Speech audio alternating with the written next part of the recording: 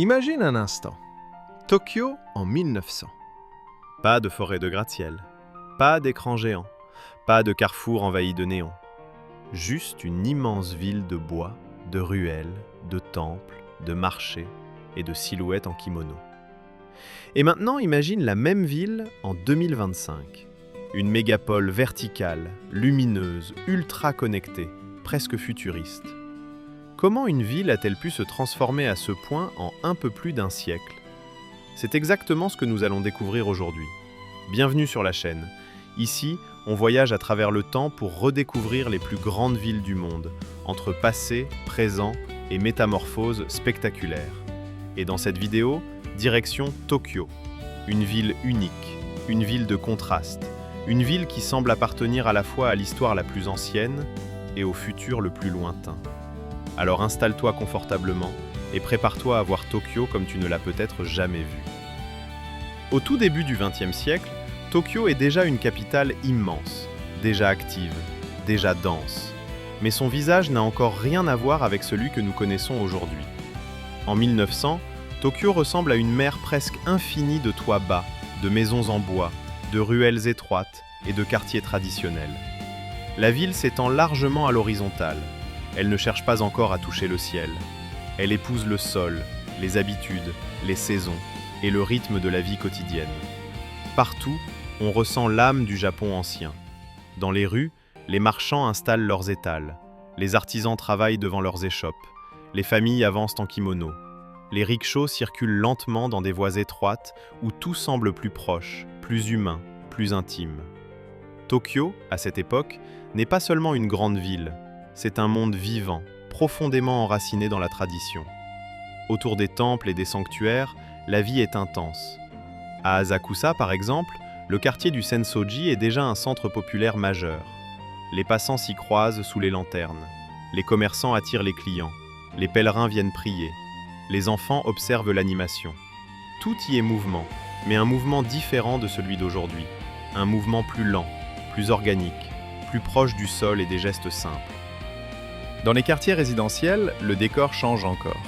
Des rangées de maisons en bois, des portes coulissantes, du linge suspendu à l'extérieur, des ruelles calmes, des voisins qui se connaissent, des enfants qui jouent à quelques mètres seulement des adultes au travail. Tokyo conserve encore une échelle profondément humaine. Et pourtant, derrière cette apparente stabilité, quelque chose est déjà en train de changer. Nous sommes en pleine période Meiji. Le Japon s'ouvre au monde.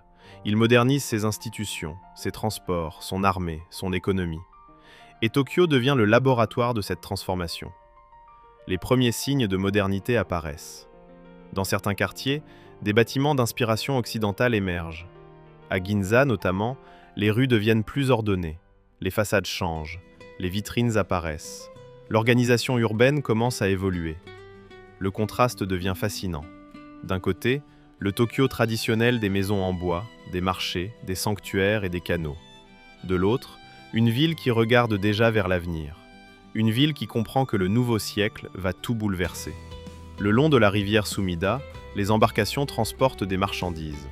Les ponts relient les quartiers. Les zones commerciales se développent. Les premières infrastructures modernes dessinent lentement une capitale en mutation.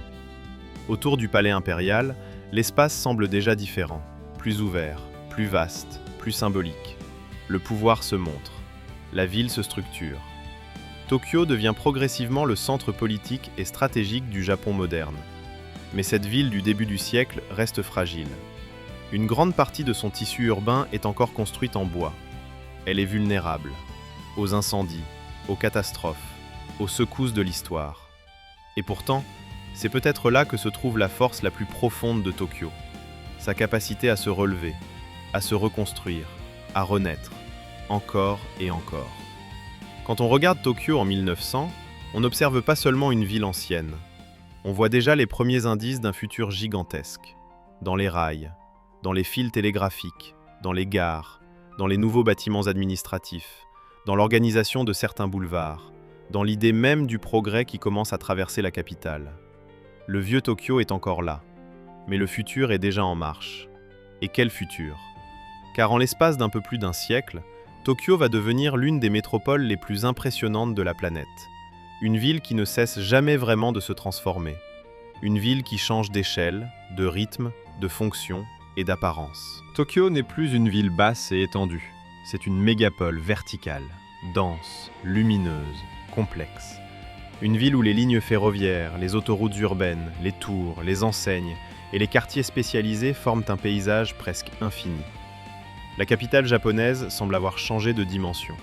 Tout est plus haut, plus rapide, plus technique, plus intense, mais aussi plus structuré. Car ce qui frappe immédiatement à Tokyo, ce n'est pas seulement la taille, c'est l'organisation. Malgré son gigantisme, la ville fonctionne avec une précision remarquable. Les transports sont fluides, les correspondances sont rapides, les flux humains, pourtant massifs, restent ordonnés. C'est une forme de puissance urbaine très particulière, une densité extrême, mais maîtrisée. À Shibuya, cette puissance s'exprime de manière spectaculaire.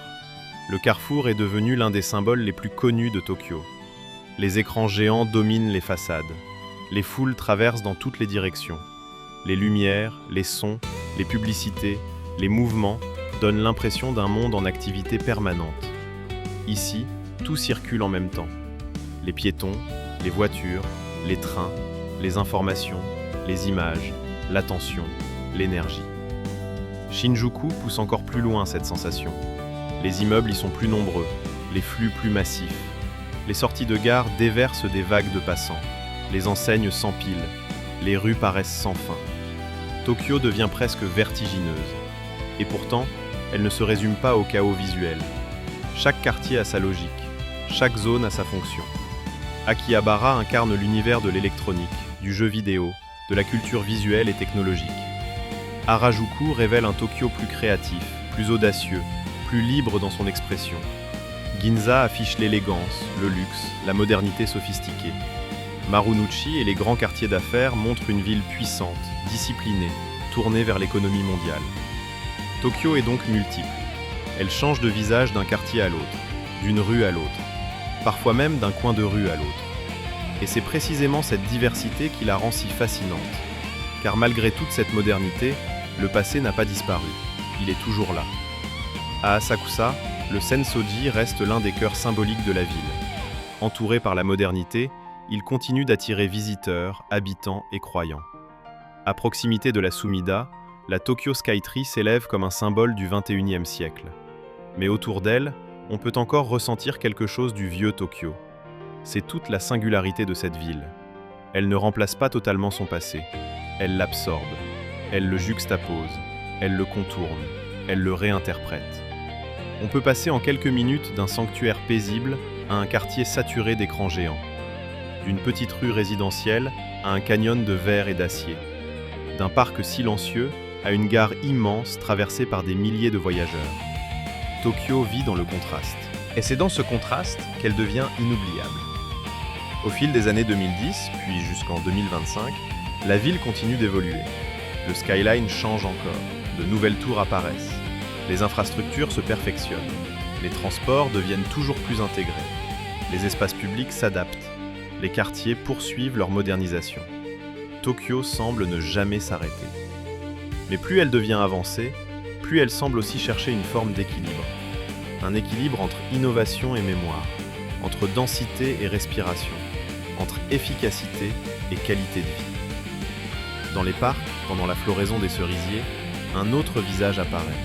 Un Tokyo plus doux, plus calme, plus poétique. Des familles se promènent sous les sakuras, des amis prennent des photos, des couples s'arrêtent quelques instants. La ville ralentit, ou du moins, elle donne cette impression. Et c'est là que Tokyo révèle quelque chose de très fort. Elle n'est pas seulement spectaculaire, elle est aussi sensible. Même dans ses quartiers les plus modernes, il existe une retenue, une élégance, une attention aux détails, une coexistence étonnante entre la technologie la plus avancée et une forme de sobriété presque intemporelle. En 2020, comme le reste du monde, Tokyo traverse aussi une période plus incertaine. L'ambiance change, les rues semblent parfois plus calmes. Mais la ville tient bon, encore une fois, toujours organisée, toujours disciplinée, toujours capable de s'adapter. Et nous voilà en 2025. Tokyo apparaît plus que jamais comme l'une des capitales les plus fascinantes de la planète. La nuit, la ville devient presque irréelle.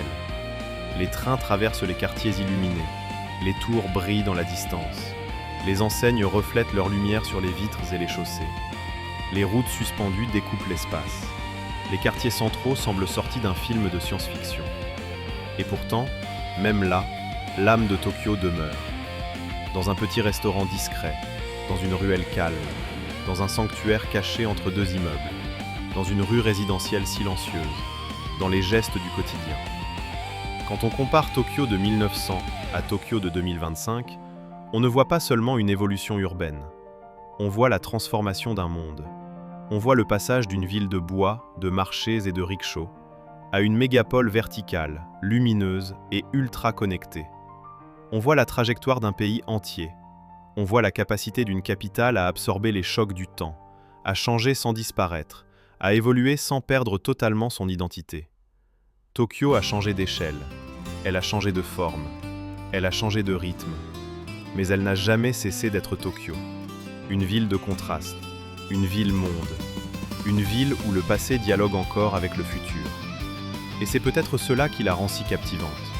Tokyo n'est pas seulement une ville moderne, c'est un pont vivant entre les siècles, entre les lanternes d'hier et les écrans d'aujourd'hui, entre les maisons de bois et les tours de verre, entre la mémoire et l'innovation.